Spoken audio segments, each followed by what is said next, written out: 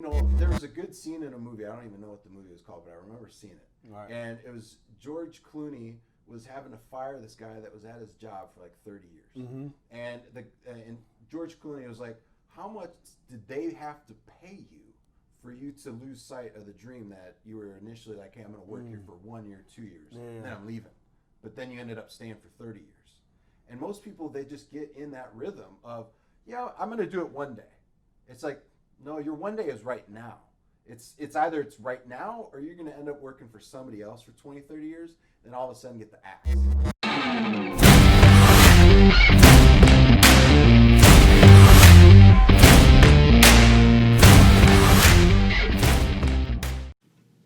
Hey, how you guys doing? Welcome back to another episode of Success Leaves Clues. Extremely happy to be here with a good friend of mine who's going to teach you how to make money in the real estate game. And so many guys have this misconception that it takes a lot of money, it takes leverage, it takes banks. He's going to teach you how to do this with no money at all, wholesaling, tax liens, refinancing, a whole bunch of strategies that could get you going right now, building your real estate empire. Welcome on to the show, Success Leaves Clues. My good friend, Jason Lucchesi. How you doing, buddy? Hey, thanks for having me, Gary. I super appreciate it, man. No problem, man. So no flipping excuses, man. No flipping excuses. We brought the shirts in today. I love it, man. So how did it get started, no flipping excuses? What was like the starting point? I'll tell you, man, I had no flipping excuses when I got started in this business. It was 2008. I was in the mortgage business, lost all my money in the mortgage business because our great CEO at the company I was at made some really not so good news, and our stock went from 43 to like $12 overnight. So me thinking, hey, I'm doing the right thing, I'm putting 40% of my checks in, it wasn't really the best thing to do. So I came up with the name not too long ago, a few years ago, but looking back on it, it was no flipping excuses for me when I was getting started. Just got married. My firstborn was on the way. I have no college degree. And at that time, nobody was wanting to hire me unless it was 100% commission. So I had no flipping excuses to make real estate work. Yeah, now that's genius. I'll tell a story. So I was in the mortgage business as well, 2008. And I tell the story, like when I got into the mortgage business, the banks got out of the mortgage business. They did. They really did. Before it's funny, like the whole liar's loan is like, hey, you babysit on the side, don't you? And you wash cars. What else? What else you do to earn income? Right. And you would like inflate the income, the borrowing power. But all those days are long gone. Oh yeah, it's like that love it or list it. And they're in Canada, and they're like, yeah, we make $1.5 million, and one of them decorates cakes, and the other one is a dog walker. It's like, how can you afford that? I'm like, I need to see some W-2s, man. Yeah, exactly. Oh man, but so do you remember? So the real estate game, because for some of people watching, I'm sure just like you, I get asked a lot by people. Yeah. They have good jobs. Maybe they're not ready for a complete, to leave their job and start a business. Yeah. But real estate is such an awesome, like not side hustle, like second stream of income, however, or our mainstream of income. Yeah. So walk us through kind of like your first deal, the first process of you like getting into the real estate game. It really boils down to networking. I was out there all the time. I was driving from real estate office to real estate office, just introducing myself with agents nonstop. And the first deal that I came across was a probate deal. And for folks that don't know what a probate deal is, it's where somebody has passed away and they've left the property to an executor, just like maybe like a son or a daughter. And we were working with the son in this case, and he really had no idea what to do with the property. So he wanted to get rid of it as quickly as possible. And me, I don't have the cash myself. Right. But I was able to negotiate a really good deal. And from the networking, I found another individual, a real estate wholesaler, but he's been in the business a little bit longer than me. And he ended up having some individuals, some investors with cash that wanted to buy the deal. Wow. So I lined up the deal to where we have a purchase and sales agreement in place with the homeowner, now the executor. And we ended up having this individual with the cash come in, and we did what's called an assignment. So this is called a wholesale deal. And we ended up just having a fee on top of the purchase price I agreed to, which was 15 grand. And me and the other person split that 15 grand because we did what's called a JV deal. And we ended up splitting that. We ended up both collecting $7,500 bucks. And that was the first deal. And from there I was hooked. Wow. Yeah. 15K, 7,500 to get split. Yeah. That's a pretty good day. It was. So JV stands for Joint venture. Joint venture, and that's when you join someone else. Yep. And that those deals or whatever you negotiate is not necessarily always 50-50, right? It's depending on whatever you negotiate. Yeah, you're right. We have students that we work with, and sometimes they'll just say, "Hey, I've got this amazing deal. Can you guys negotiate this for me? Can you guys line up the investors to come in and buy it?" At that point, we're doing a lot more than just 50-50. We're doing more like 78 or 80% of the deal. So sometimes folks are just excited just to get that 20-30% because now they're getting their feet wet in real estate and they're making money, we're making money. So it just really depends on what you're doing in the process to make it fair. It's funny. I tell people all the time not to get so caught up on percentages. Right. Because 50-50 in business, as business owners, I never want a 50-50 deal, right? Right. I want either, you're 51, but someone has to be able to make the decisions unilaterally, and it has to be. Yeah. But then, even sharing with people like, hey, 20% of a large number is bigger than 100% of a small number. Right. So I think like partnering with experts, people that's doing it, and having that type of flexibility and level of comfort that you're doing it with experts, I think is just something that more people should benefit from, because I think a lot of people have connections or know people that are in situations with their houses, but just don't have the connections to kind of put the deal together. Well, the resources that are available nowadays are crazy. From when I first got started in 2008, you've got YouTube available, LinkedIn, you've got Facebook, you've got all these online platforms to where you can connect with people. So not being a resourceful person in today's day and age, that's a huge excuse. Right. And we even do on our YouTube channel, on our videos, at the end of pretty much all of them, we're like, hey, if you have a deal, send it on to us. We'll take a look at it with you. So as long as it makes sense, hey, we would rather make money with you than not make any money at all. Yeah. So we're doing that all the time with folks. Nah, that's amazing. Like, I'm always admire, appreciate people that have skin in the game. Yeah. And are willing to partner, to learn, because so many people, right? It's like snake oil salesmen. You don't know if they're doing it or not. Right. Yeah, I know. They're damn sure not doing it with you. So entering that level of transparency to tell your people to come in, like, hey, if you have a deal, reach out to us. I mean, that's how many people actually do it though? We actually just had one that came in from YouTube. We have people that come in from our training programs that we have. And the main thing for them is they want to listen in to how we're talking to these folks. Because a lot of folks, when they get involved with real estate, they have this fear that, hey, I'm going to screw it up. I'm not going to talk to the person the right way. I'm going to not negotiate right. And when they get to hear us on the phone, they're like, you just made it sound so simple, so easy. Because I talk to people like I'm talking to you right now. Right. I just try and have conversations with people and make the call feel as normal as possible. Because I think when people get into a sales call, they end up getting really nervous and they ended up like stuttering and just saying the wrong things at the wrong time. I put this. Hey, how you doing? This is Gary Brackett. Exactly. Like, what the sales voice? No.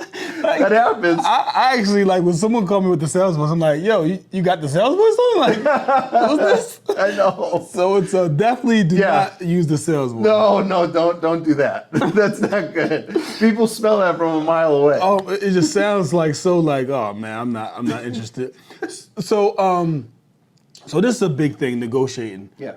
So where did you learn how to negotiate? Like, how can someone become a better negotiator?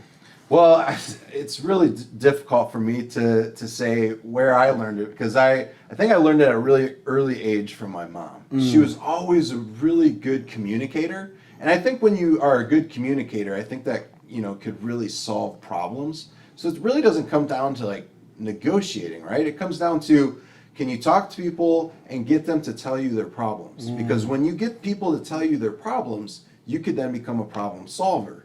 And I learned it really early at a young age. I was working at Jared, the Gallery of Jewelry. I was I think a junior or senior in high school. My mom was in the diamond department. And I would always see how she would interact with people and just talk to them like they were people, not dollar signs. Because I think that's what a lot of people look at other people as, like especially in sales. Right. They look at them as dollar signs. So I would see how she did it.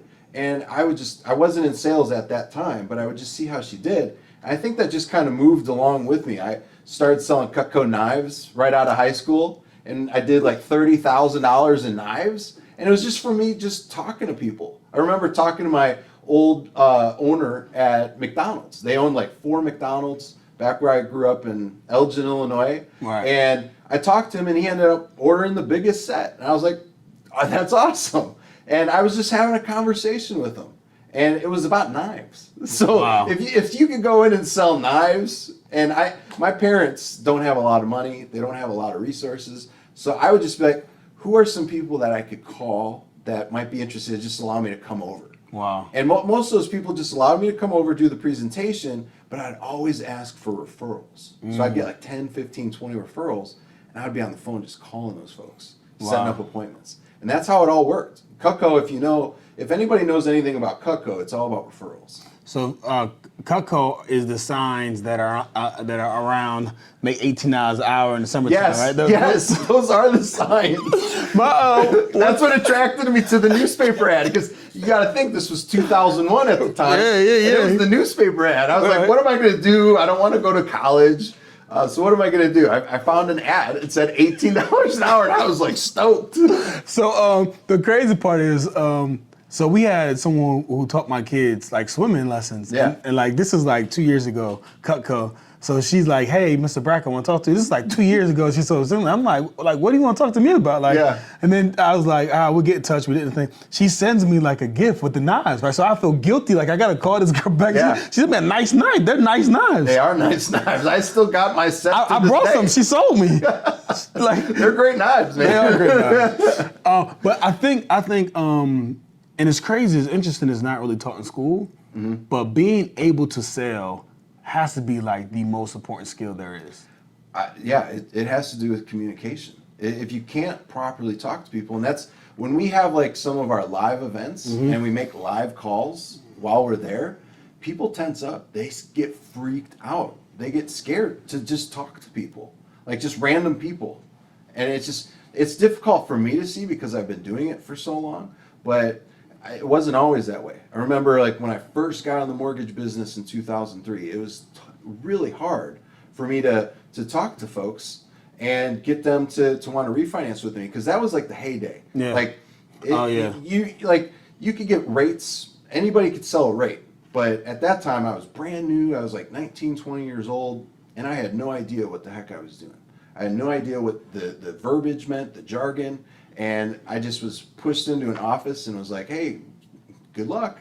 It goes to the list. Yeah, here's your list. Like Glenn Gary, Glenn Ross. Yes, exactly. This is for closers. Yeah, exactly. Coffee is for closers. They gave me the awful people to call, and man, it was tough. You would get a lot of rejection over the phone. For sure. But I take it kind of like as a joke. Somebody like cusses you out and stuff. It's like, all right, well that's kind of funny. They're probably having a much worse day than me. So I just kind of laugh it off and move on to the next person. Some people, they take that and they don't know how to properly internalize it. They're like, oh man, somebody just dropped a few F-bombs on me. They just told me I'm a piece of crap. But it's crazy because like, so I do a lot of coaching, CEO, salesperson, like high power. Yeah. And they feel like they have a call like that and then they're telling themselves, well, this isn't my day. Yeah.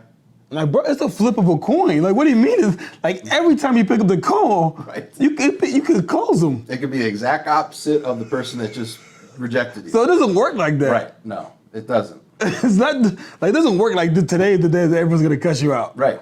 So it doesn't exist. So I guess, so how much does self-limiting beliefs play in like the people that you see that come to your live conferences and getting on a phone call? How much does that play in terms of the communication barrier? Brand new folks, that's a gigantic barrier for them. And it's too bad too, because a lot of people, there was a good scene in a movie. I don't even know what the movie was called, but I remember seeing it. Right. And it was George Clooney was having to fire this guy that was at his job for like 30 years.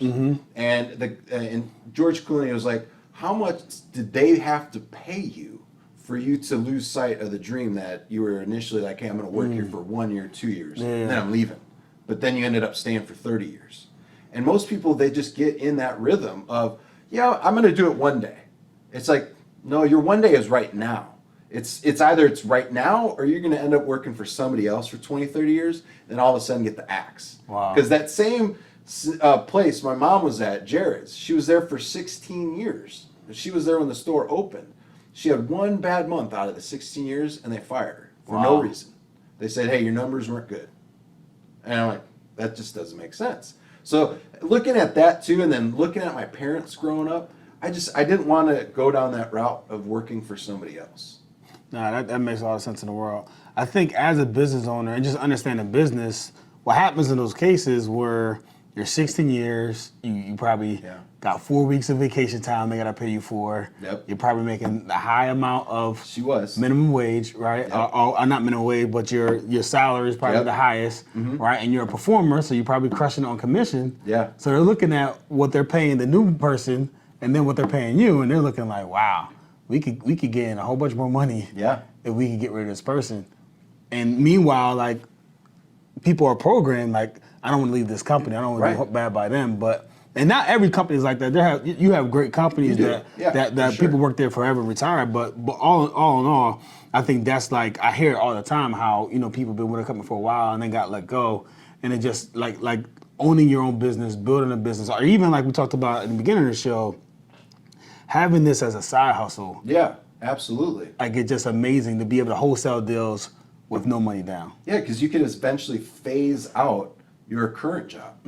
So many people, they get into this and then they realize after 90 days of being in it, especially with us, we're doing the business, we show you really how to do the business. Not like, hey, here's a training program, good luck. Right. No, it's like, go through the training, but we're going to implement. We're going to do a lot of implementation. Yeah. So if your goal is, hey, I'm going to be out of my job, I plan on firing my boss in, let's just say 6 months, then you need to have a plan to do that.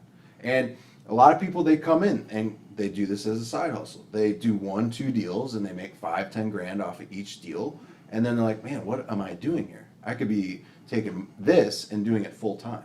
Wow. And then you take it from not just wholesaling, but then you actually take it as a real estate investor to where you start investing in properties that bring you money every single month, regardless of what you're doing.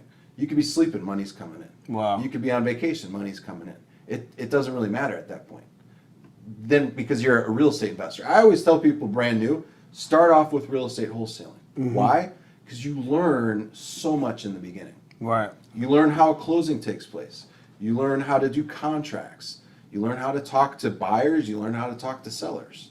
You're learning so much. And then when you do like a rehab or you buy your first rental property, you have so much under your belt now that somebody just going into rehabbing doesn't know. Maybe they saw like a flip this house and they're like, oh, I'm gonna do this. And then it doesn't work. But because, and I man, I have 12 rental properties. I've flipped houses before. Yep. And it's a skill to it. It's just not you go out there, buy a house, fix it up, and then sell it, right? I mean, there's a lot of due diligence that goes into place. Yes. So let's really break down wholesaling. Okay. Because I think it's a term that gets thrown out a lot, and you're talking about it should be the first thing that people should invest in. Yes. So I want you to break down like the normal like wholesaling process, like someone off the street they try to get involved, it's potentially some mistakes they make, and then we're gonna talk a little bit about like your academy that you started and how is that different. So walk me through like a normal wholesaling deal. Sure. So say for instance, somebody's just starting out with wholesaling. They are probably going into this thinking, hey, where should I start first? The first thing we always tell folks, if you are brand new, is start by building your cash buyers list. And what does that mean? That's investors that have cash and they're proven to be buying properties in the area that you're wanting to invest in. So you find those folks and you target those folks, have a simple conversation with them and say, hey, I saw that you bought 123 Main Street at $50,000. I saw, that you've bought some other properties. If I were to come to you with a really good property similar to the one at 123 Main Street, would you be interested? And then you just start having conversations with those folks from there and be like, could I add you to my list? I have a list of individuals that I would like to add to my VIP list, meaning that you would get first priority over everybody, because I see you're buying stuff. So I'd like to get you off-market properties as quickly as possible. As soon as you build your list of 5-10 people, then you go out and you start finding what they want, right? So it's like basically you have a grocery list from the cash buyers. So They want this property, this kind of property. Now you have your list. Now you just go out there and you find it. And there's several different ways that you could go out there and find it. You could go out there and find people that have probate. That's free. You could go down to the county recorder's office, or some platforms nowadays with the county, you could go online and get it. You could get mortgage foreclosure leads. You can go on there. We love tax delinquent leads. We can go on there and we could really be an advocate for those people that are about to lose their house. We could go on there. We could start networking with real estate agents that might have what's called pocket listings. Pocket listings are when they might be working closely with banks that have foreclosed properties and they want to get them sold as quickly as possible. Well, you could be that person, that conduit that says, hey, let me take a look at them first, because I could get them quickly taken care of for you. I could close on them fast and move them. So there's lots of different ways that you could find properties. The most important part, which a lot of people miss, is that cash buyer category. And then once you have that taken care of, it's pretty much good to go. You just, finding the leads is not a big problem from there. There's leads all over the place. We find leads on Zillow. We call for sale by owners, and we find leads. So a lead problem is not a problem. There's plenty of leads. And then what you do is from there is you put together a purchase and sales agreement. So if you were the individual that wanted to sell me a property, you and I would have a purchase and sales agreement in place. And then if we have a buyer over here that wants to buy the property from me, say you and I agree to $30,000. I know that that property is worth $80,000 and the person on the other end only needs to put it like carpet and paint into the house. Well, that person knows it, so I'm going to sell that contract that I just put with you for $10,000. And my end buyer is going to be like, okay, I'm going to buy it because I know the property's worth $80,000 after I do the carpet and paint to the property. So, in all, from start to finish, a deal like that's going to be like 2-3 weeks. And then you just pocketed $10,000 for maybe doing 3-4 hours of work. So let's walk us through. So the purchase price was $30,000. Yep. So the $30,000 is still what you have to close on. So when you make a contract, say we made a contract, Yep. Do you have to put any money down? Do you have to put a deposit down on the contract? That's a great question. So there is. So say for instance, you're like, hey, I want you to give me $1,000 earnest money deposit. And in our contracts, we have it state like certain days that we have to get that to you.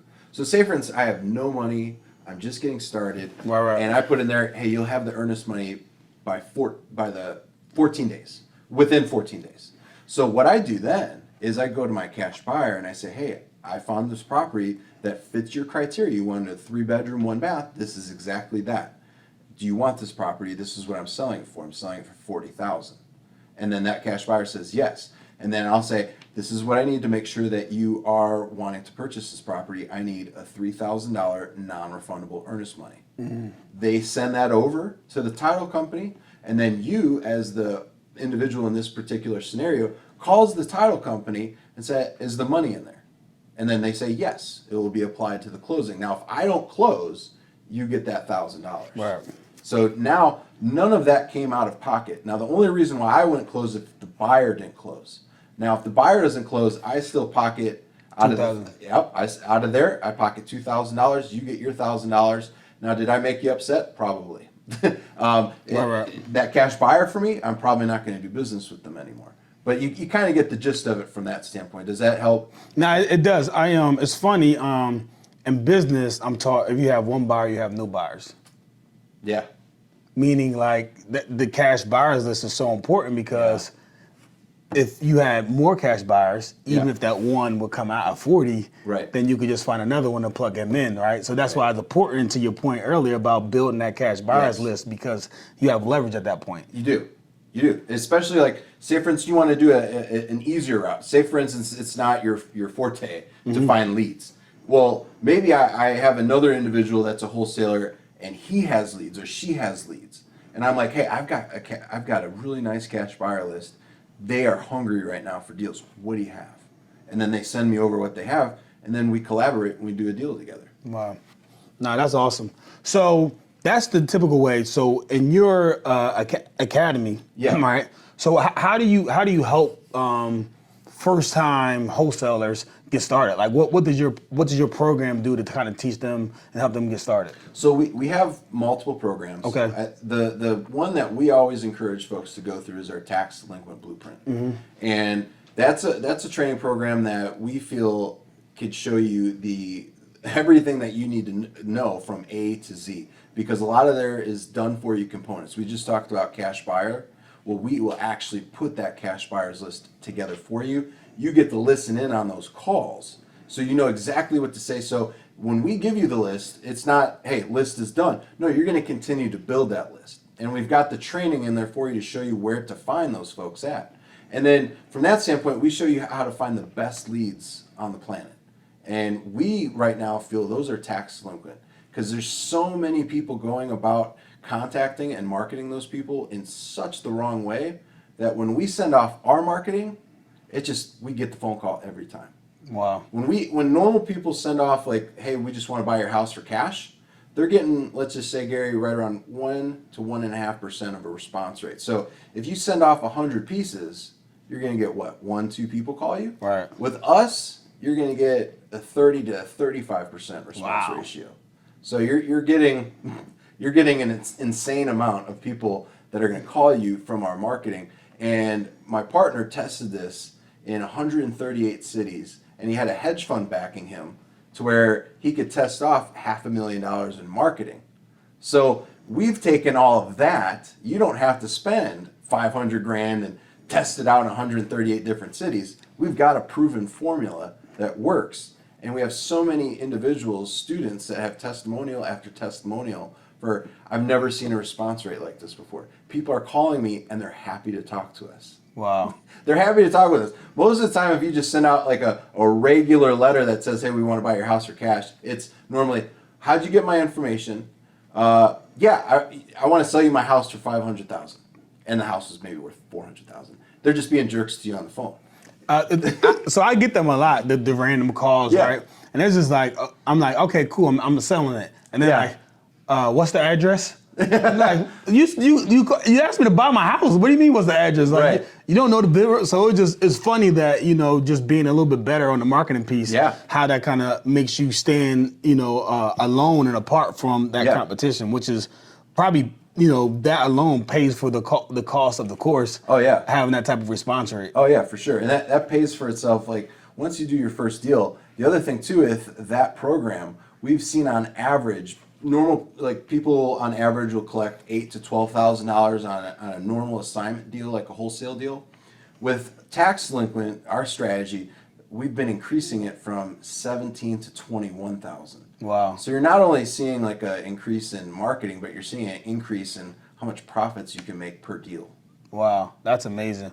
Now, so where can they go to kind of find that information at? So they could go to noflippingexcusesacademy.com. And one of the things, since we're on here and I have the privilege of being on your show, we will give folks access to our one program absolutely at no charge. It's called Government Foreclosure Riches. And right now is a perfect time to be doing that strategy as well. We just want to show your individuals that listen to the show, hey, you don't need to buy the training program if you don't want to.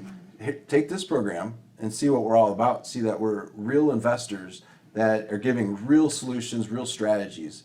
So if those folks would like it, they could go over to our email. It's support@jasonluchesi.com. And I know my last name is a little tricky, but it's JASONLUCCHESI.com. That's amazing. And we'll give them free access. Just say it in the subject line, government foreclosure access, please. And just let us know that you listen to us on the Gary Show. Success leaves clues, baby. We're giving you clues and programs. I was just going to say, there was clues out there. That's like a bomb. I don't know if we could drop a bomb. we got to get fancy. Another thing, and it's crazy, we met 3 months ago, LinkedIn. Yeah. You reached out to me about being on your podcast. I still haven't done yet. I know. I tricked him. See, sales, right? Got him on my show first, right?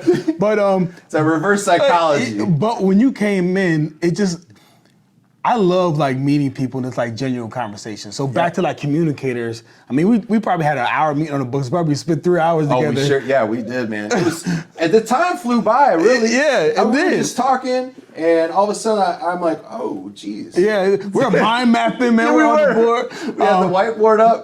But it's amazing. Like back to your when you're a great communicator, like when you meet someone for the first time, it seems like you know them for a while, right? Yeah.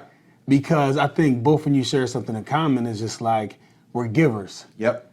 And it's so much easier to work with people where your response is just like, all right, what's the angle? How can I get money from him? Right. So many people do that and miss out on huge opportunities because they automatically start thinking about taking and started giving. Yeah. And exactly. I think we talked about just having an abundance mindset, a growth mindset. It's just like when you give plentiful, like it comes back like 10x in return. Right. Right. Absolutely. And you know, I'm glad you brought up the LinkedIn thing because I think that us meeting for the first time, that was like a year in the making. Yeah. Because I remember I was following up, and then I finally got a response from you. Yeah. And I was just being consistent. I wasn't like trying to be like, hey, how can I get something from Gary? Right. I was always just being nonchalant and just I would see that when you would see the stuff, and I'd be like, all right, he saw it. I'm not gonna blow him up and be like, hey, I saw that you saw. And that's another big thing too, because we use LinkedIn. It's really big, and I was one of the big things with LinkedIn. I wanted to kind of connect with more folks like yourself, see how we could do more things, especially here in Indy. And yeah, it just sometimes it takes a little bit of time to do things. And now we're doing the podcast. We had that great first meeting, and we're about to have a really good event here this weekend too at your place, man. Nah, so it's amazing, and I think even when we talked off, we're going to be looking to kind of join forces with some more masterminds, some more seminars. I really think when you look at this day and age, knowledge is so powerful. It really is. And when you link up with people that are kind of in the same space and sharing, and powerful from a standpoint of the people that we can help. Right. And just the information that you could give up and how you simplify the information that could have someone thinking they're intimidated from real estate to start off with a wholesaler, and then come into an investor. Right. And I think my whole thing is like your mindset, those self-limiting beliefs, your value proposition, what are you good for, and just you giving those techniques, man. I just think I'm looking forward to definitely working, in the future, just masterminds, seminars, stuff like that to get it done. Oh yeah, for sure. So one thing, and just to follow up on your LinkedIn strategy, I think I get turned off by so many people on LinkedIn because they hit me like 3 or 4 times in a row. Like, in the same week, right? And but then like this third message is like, Gary, like, and it's like, I didn't tell you to call me. I didn't tell you to email me in the beginning, right? So you like guilt me into like saying something like, not just, I saw you saw my message. That's too funny. Don't be that dude. No, right? Do not be that person. We don't teach that, so please do not do that. Because I would only message you maybe like once a month, maybe. But it was like probably every 2 months I would just be like, I'm gonna see if Gary will respond to me now. but the crazy part is like, I mean, truth be told, I don't check my LinkedIn, like, so my team checks it. Yeah. And most time it's like we don't respond to everyone. Right. Just we have to filter out information. Sure. But I think for people like in the sales process, in any type of process, that perseverance. Yeah. And for you not giving up and having like being genuine in like your responses on LinkedIn made me look at it when I looked at my LinkedIn like, oh man, we missed this. Like he's been hitting me up for like a year. Let me respond to him. Right. But there's someone out there that's listening to this that has been going after people and has been trying it and it hasn't been worked. So I guess the biggest thing that I would say, just be persistent. Yeah, absolutely. And I think be persistent and have that giver mentality, man. That is so huge. And when you do that, I think, it may not happen overnight, right? But eventually, if you keep on being consistent, putting out good energy, I think good things happen. I think that's so true, man. You hit the nail on the head with that. The good energy part and just not getting discouraged with yourself. Right. And that's something that you're really big with and being able to help folks is, getting past that mental barrier, per se. Yeah. Just being able to just work through that and just know that you've got to be able to see that light at the end of the tunnel. So many people, they get into things and they have one foot out the door before they even get going. Right. So they're setting themselves up for failure. Or man, I know they're not gonna do this deal. Hello, hey John, how you doing? Like, bro, you just talk. You just like, if you were in a punch, like, would you punch yourself? I've had that happen before. Like family members think, hey, Jason's in real estate, I'm gonna do it. I remember I had a family member that wanted to do it. So I was training this individual, and we had a really great lead come in. He got so discouraged, and he started swearing, and he thought he hung up the phone, because at this time we were using a phone, not our cells. He thought he hung it up, and then he walked away pouting. And then what I do, I picked it up, and I said, hey, did you hear that? Something must have happened on our end. I'm sorry about that. And I ended up booking the appointment, but it's just like you can't get yourself into that mindset. Like even when we were doing calls in the mortgage business, I'd always be like, hey, I'm going to try and help this person as best as I can. Every single call. And if you don't have that mindset, you need to be able to get your mind there. You need to get your mind there, or else you're not going to see success doing business by yourself. Because it is by yourself at first. Yeah. You know? And the beautiful thing, and I'm gonna throw it to you, so start thinking, my final question is, I want you to give a clue that you've kind of learned, right? So one clue that you kind of leave our listeners with. Yeah. But just following up on that last statement, the percentages in order for you to be successful in this game is not a lot. No. So people Very think if like a 5%, like if you caught 100 people and 5% of people answering the phone, you did deals with those 5%, like you'll 7 figures. That's great. You'll be filthy rich. You will. And people that is a get 7-figure business. And people get so discouraged that they think like it's 20, it's 50%, and it's not, man. So I think back to that mentality, having that attitude every single time, I think definitely sets you apart. And really, when you see it, the people that we hang out with, the people that we mastermind with, is the people that are successful and the people that haven't got there yet. And it's that mental trigger that when people convince themselves, like, I remember on the field, I had this mindset, like, every play was my play, and every ball that was in the air is going to be underthrown and it's going to be mine for an interception. Yeah. Right? And it's this trigger, like, and you play on, and you're so on fire that people are like, yo, you're around the ball all day today. Like, what? Like, and it's like, bro, I expect to be around the ball. Like, I practice to be around the ball. I train, I think to myself. So when I'm around the ball, I'm not surprised. Yep. And like when you train and you put yourself in your mind that you're gonna be successful, that you're doing all the work behind the scenes, to make sure that you're educated, you're knowledgeable, you're serving people, you're helping people, and then when you experience success, like congratulations, like you're supposed to, like this is what it looks like. Oh yeah, absolutely.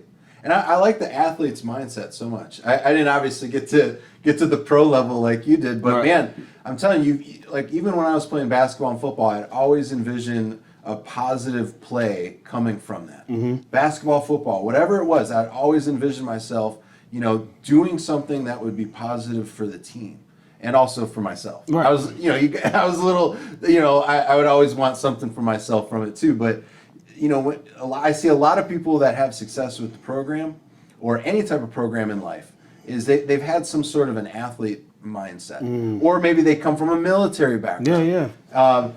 But if you could get that, and I know you supply that. For sure. You've got that available. Yeah, Champions which Academy. Is huge. Yeah. No doubt. All right, great. So we kind of went over. See, last time we went 3 hours the first time, man.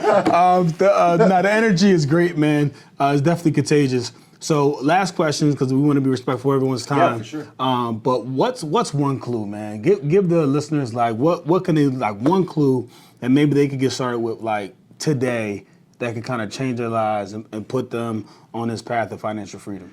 Absolutely, man. I think one of the biggest things that folks can do, this could be a clue. I'm going to give them 2. Start getting away from distractions. Trust me, I do this. I do this. I get on Netflix. I'll watch stuff, but I think where a lot of folks fall victim is they fall for that way too much. Especially right now, we're coming out of quarantine. We're not sure if a 2.0 is going to come in the fall or not. The big thing is, Netflix. You get on there and you could binge watch a whole season. Right. And next thing you know, it's like, man, I just lost all this time. And most people, the thing for me is start listening to maybe like high performers like yourself, like other people like that are doing things at a high level, like people like that you envision that you want to be like. Go like on YouTube. And I was talking to you about this off the air. I watch things at 1.75 speed or 2% speed, or not 2%, but 2 speed. And for some of those people, like I talk slow, so you could definitely listen and hear me just fine at a 2 times speed. do that with YouTube. Do that with like books. I am terrible at sitting down and reading a book. So best thing to do is go for a walk, listen, do audiobooks. That's probably the best thing. And listen to them at a faster speed. Because when I look at, oh man, this is an 8-hour book. an 8-hour audiobook, I'm like, man, that's gonna take like a whole day. That's two times speed is 2 times speed is 4 hours. 4 hours. And you could get so many more books in.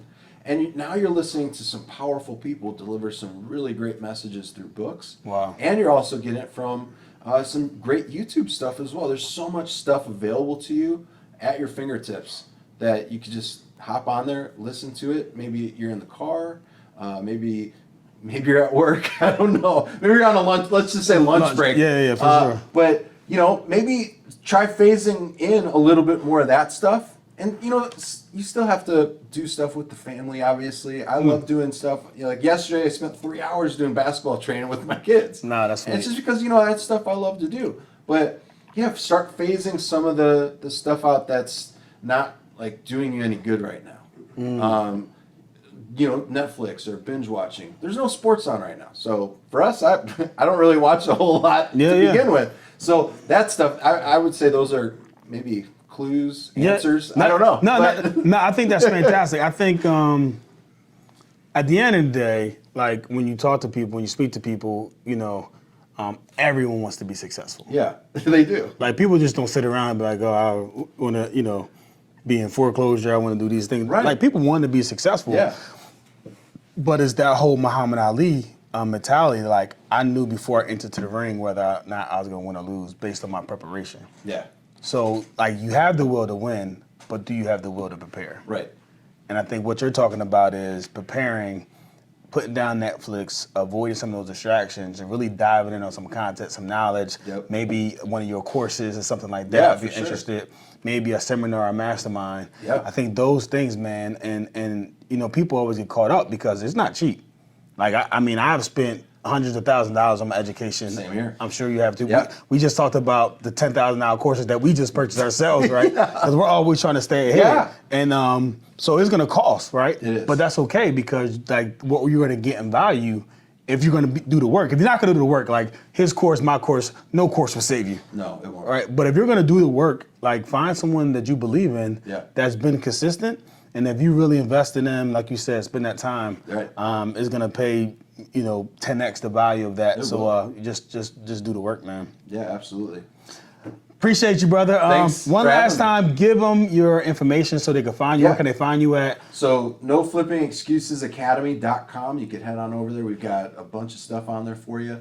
And for the free course that we're giving just from this show is our government foreclosure riches program. And you can send us an email, support@jasonluchesi.com, and that's JASONLUCCHESI.com, and just put in the subject line access to government foreclosure riches, and just let us know that you heard the show that Gary and I did for you right now. Yeah. So we're gonna get a link in our show notes. We're gonna put it in the show notes as well, just so you can have that information, man. But thanks again, man. Yeah, thanks for having me on the show. Man, I'm looking forward. So you're gonna get tired. We're gonna be like steady shows, right? He's local, right? Someone who masterminds, someone who has the same heart passion I do. So we're definitely gonna do more together, man. But thank you once again for tuning in. Success Leaves Clues. I know a lot of people have been asking me, yo, Gary, where should I invest? Where should I put my money at? Like. You just heard about it. Like flipping houses, wholesale deals to get started, and then becoming a real estate investor. It's a strategy that I employ. Like I do it as well. We're gonna do some work together. It just works. Like you look at the billionaires, and you look at their asset allocation. It has some form of real estate in there. Yep. Like it sure does. It's proven, right? Right. So definitely get involved some type of way. Get started, man. And I hope you guys go out there and win the day.